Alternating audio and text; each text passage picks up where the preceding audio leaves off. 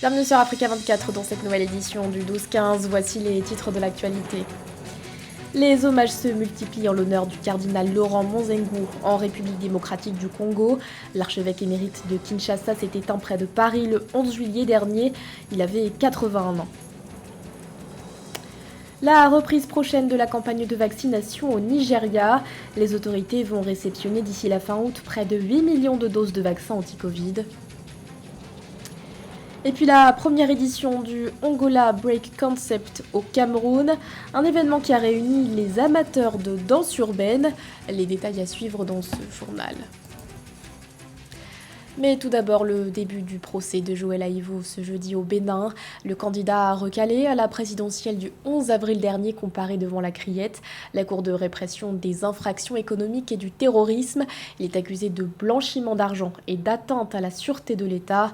Professeur de droit émérite, l'ancien doyen de la faculté de droit et de sciences politiques de l'Université nationale du Bénin avait été interpellé le 15 avril dernier, puis conduit à la prison civile de Cotonou.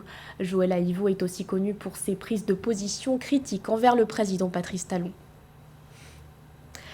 La République démocratique du Congo est en deuil. Le pays a perdu le 11 juillet dernier le cardinal Laurent Monzengo, figure majeure de l'Église catholique africaine. L'archevêque émérite de Kinshasa s'est éteint dimanche 11 juillet près de Paris.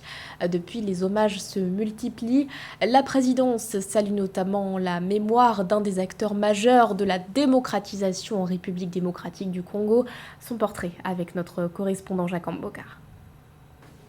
Laurent Monzengo, ancien cardinal de la République démocratique du Congo, a tiré sa révérence ce dimanche 11 juillet à Paris. Connu par ses prises de position musclées sur l'évolution du pays, le prélat catholique a eu des rapports tendus avec les différents régimes en RDC. S'il a gardé une position un peu conciliante envers le nouveau régime, ça n'a pas été le cas avec les trois précédents régimes. Que les médiocres dégagent et que règne la paix, la justice en RD Congo. Je pense qu'il nous restera un modèle de courage, un modèle de bravoure, un vaillant combattant qui défend la cause du peuple, la cause du bien-être, la cause du social du Congolais. Ancien président de la Conférence épiscopale nationale du Congo, Monseigneur Monzengo a conduit les travaux de la Conférence nationale souveraine et occupera par la suite les fonctions du président du Parlement de transition sous Mobutu. Lors de ses homélies dans des messes catholiques, il a un volet religieux qu'il fait concorder avec les volets politiques. Chaque fois, à l'occasion des grands événements de l'Église catholique, il avait un message à livrer, non seulement aux fidèles catholiques, mais aussi à la classe politique. Remplacé à ses postes en 2018 par Monseigneur Fridolin Ambongo, Monzengo est resté une des personnalités influentes du pays. Né en 1939, il tire sa révérence à l'âge de 81 ans. Dans l'actualité également, une nouvelle grâce présidentielle pour des détenus d'opinion en Algérie. Le président Abdelmadjid Tebboune a gracié plus de 100 personnes qui avaient pris part aux manifestations du Irak. Une mesure annoncée par la présidence dans un communiqué publié ce mercredi. La même source précise que cette grâce découle des directives décrétées à l'occasion de la célébration du 59e anniversaire de la fête de l'indépendance le 5 juillet. À la veille de cette célébration, le chef de l'État algérien avait en effet accordé une grâce à des détenus du Irak. Dans le reste de l'actualité, l'Afrique du Sud toujours secouée par des violences, des tensions qui ont éclaté peu après l'incarcération de l'ancien président Jacob Zuma. Les premiers incidents répertoriés dans la province du KwaZulu-Natal se sont ensuite étendus, notamment au sein de l'agglomération de Johannesburg. Le bilan de ces violences est lourd, 72 personnes sont décédées. Face à ces tensions, le président Cyril Ramaphosa s'est adressé aux Sud-Africains ce lundi en lançant un appel au calme. La situation est telle que l'armée a été déployée pour prêter main forte à la police. Écoutons à ce sujet le ministre de la Police, Beki Cele. La situation actuelle sur le terrain est sous haute surveillance et nous veillerons à ce qu'elle ne se détériore pas davantage. Nous ne pouvons pas permettre à quiconque de tourner en dérision notre État démocratique et nous avons demandé aux forces de l'ordre de redoubler l'effort pour mettre fin à la violence et augmenter le déploiement sur le terrain.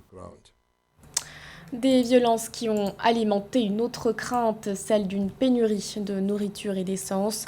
Selon le gouvernement, plus de 200 actes de pillage et de vandalisme ont été recensés pour tenter de calmer les tensions. La ministre de la Défense, Nosiziwe Mapisane Kakula, a déclaré devant le Parlement ce mardi avoir soumis une demande relative au déploiement d'environ 25 000 soldats.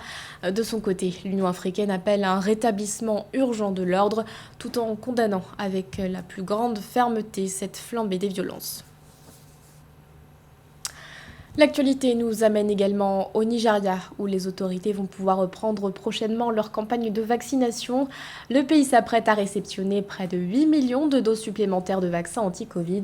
Des doses obtenues notamment grâce à un don du gouvernement américain. La cargaison devrait être livrée d'ici la fin du mois d'août. Cette information, délivrée par Faisal Choueb, chef de l'Agence nationale de développement des soins de santé primaire, vient ainsi rassurer la population. Le Nigeria avait épuisé la semaine dernière son stock initial de vaccins, un stock constitué de près de 4 millions de doses. Écoutons-le. Le pays a officiellement mis fin à la première phase de son plan stratégique de vaccination contre la Covid-19 et se prépare maintenant à entamer sa deuxième phase dans les prochaines semaines. Nous avons également reçu des informations concernant la livraison et des expéditions de vaccins dans les semaines à venir. Premièrement, nous allons recevoir 3 924 000 doses d'Oxford AstraZeneca d'ici fin juillet ou début août 2021 en provenance de l'initiative COVAX. Avec la détection de la variante Delta de la Covid-19 au Nigeria, il est important que les Nigérians continuent d'observer des mesures barrières ou de santé publique telles que le port de masques faciaux, la distanciation sociale et l'hygiène des mains afin de freiner la transmission de la maladie pendant que nous nous préparons à lancer la phase 2 de la vaccination. La danse urbaine a l'honneur au Cameroun à l'occasion de la première édition du festival Ongola Break Concept. Des performances de breakdance et de hip-hop ont fait danser les rues de Yaoundé le 10 juillet. Un événement qui a conquis les Camerounais. Un reportage de nos correspondants Marie-Raphaël Antolo et Stéphane Yoa. Au milieu d'une foule de curieux, 5 groupes de danseurs urbains s'affrontent. Nous sommes au quartier Mendon dans l'arrondissement de Yaoundé 6e, ce 10 juillet 2021. Sur cette place publique, les danseurs offrent des performances à titre individuel sur du breakdance, du hip-hop et du crump, les principaux styles de danse urbaine explorés au Cameroun. Ici, le corps est le principal outil. Il faut le canaliser de façon cohérente pour ressortir un tableau artistique. Selon les promoteurs du festival Ongola Break Concept, cette exhibition est l'occasion de retenir l'attention des passionnés et promouvoir des styles de danse afin de faire émerger des talents. Ongola Break Concept, c'est des danses, c'est des rencontres de danse axées sur des esthétiques hip-hop, pensées pour incarner l'identité culturelle camerounaise. En Occident, nous danseurs africains, parfois on se laisse aller par la société occidentale. Du coup, quelque part, on peut se fondre dans la masse. Et pourtant, on a une culture qui est assez riche, qui peut nous servir vraiment de réservoir, de poche.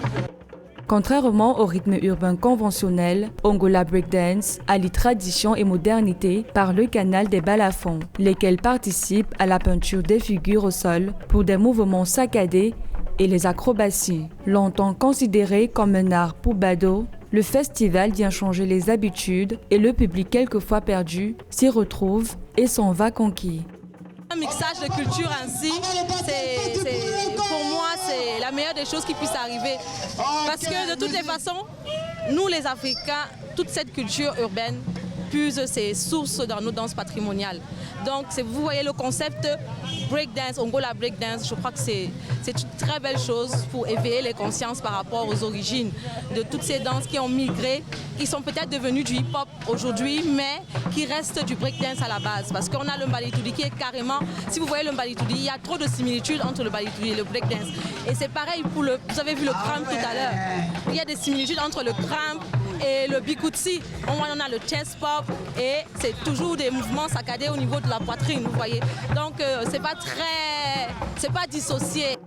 L'Ongola Breakdance est un festival organisé par la compagnie de danse Oboso. L'objectif de cette première édition, favoriser une rencontre entre danseurs urbains en vue d'initier une communication entre artistes. Cette rencontre qui se tiendra désormais chaque année ambitionne de changer les mentalités et positionner le breakdance comme une forme d'expression d'art. Elle a pour mission d'aider les cinéastes en quête de visibilité. Au Congo, la plateforme dénommée Mbongi a été lancée, réunissant acteurs, techniciens, scénaristes ou encore producteurs. Cette plateforme a déjà scellé un partenariat avec la chaîne nationale pour diffuser une sélection de 20 films congolais au mois d'août. Un reportage de notre correspondant Neva Panzou.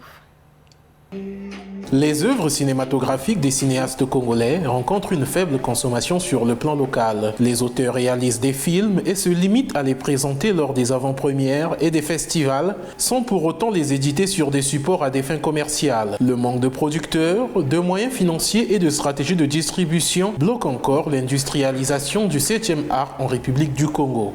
La problématique de la consommation du cinéma local, c'est le manque de distribution, tant sur le point national qu'international.